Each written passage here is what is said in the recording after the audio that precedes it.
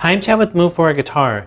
This lesson is from our series, How to Memorize Guitar Notes. In this lesson, I'm going to show you how you can use visualization to help you memorize all the notes on your fretboard. First off, if you like all the diagrams from this series, including the diagrams from this lesson, you can download our free e-guide, Memorize Guitar Notes. But I am working on it right now as I'm filming this lesson, so it might not be available as you're watching the lesson. But once it is available, a link will pop up on the screen that will allow you to download it. And like I said, it's free, so there's no reason not to download it when it is available. This is part 16 from our series, How to Memorize Guitar Notes. If you'd like to go back and start at the beginning, you can click the link on the screen. So this is just going to be a quick lesson, but I think it's a really valuable lesson.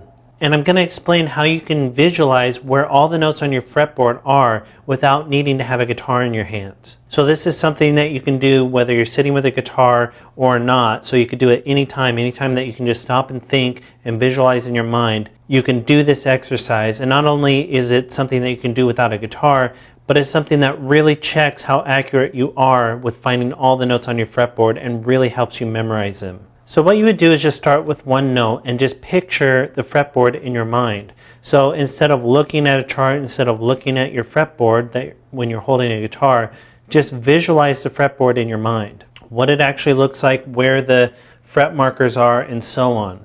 And then just pick a note. For example, you can just take a G note, and in your mind, find where that G note lands on the fretboard. So just picture it in your mind. So for example, you would picture that on the 6th string, just start on the 6th string and go through the 1st string. So on the 6th string, it lands on the 3rd fret, which is on this fret marker.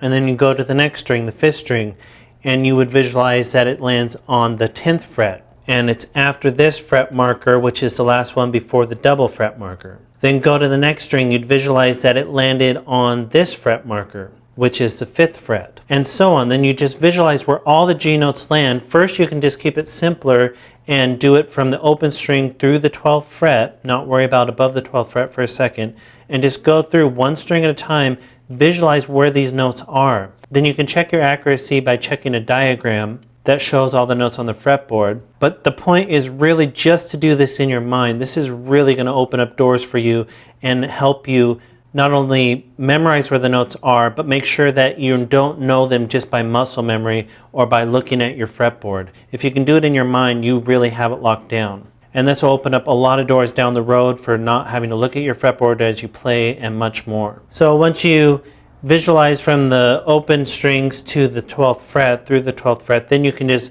place them after the 12th fret as well. And then you can just visualize your own fretboard depending how many frets it has. So for example, of course, you'd have it here and so on in here, which is just the same thing as what's going on right here.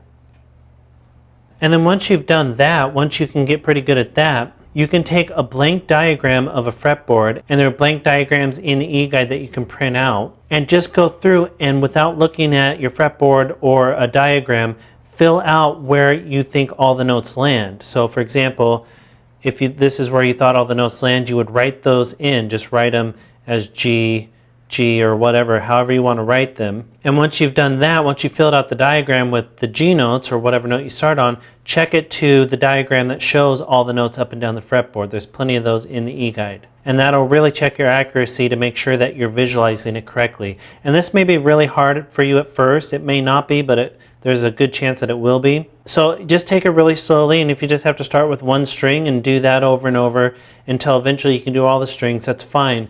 But if you can get this down, this is really going to open up a lot of doors for your playing. And of course, once you can do it with one note, then go through and do it with other notes. So you could just pick another random note.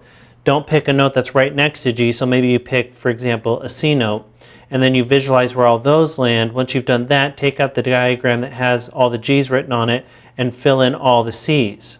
And make sure that you've filled them in correctly, that you are visualizing where they are correctly. And you can keep doing that until you've filled out all the notes on the fretboard. And of course, you don't have to do this all in one sitting. That would take a long time, especially at first.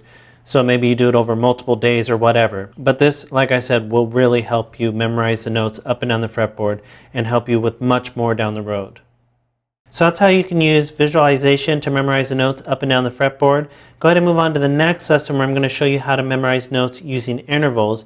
And be sure to download the e-guide. All the diagrams are in there. And be sure to subscribe because we add at least one new lesson every day.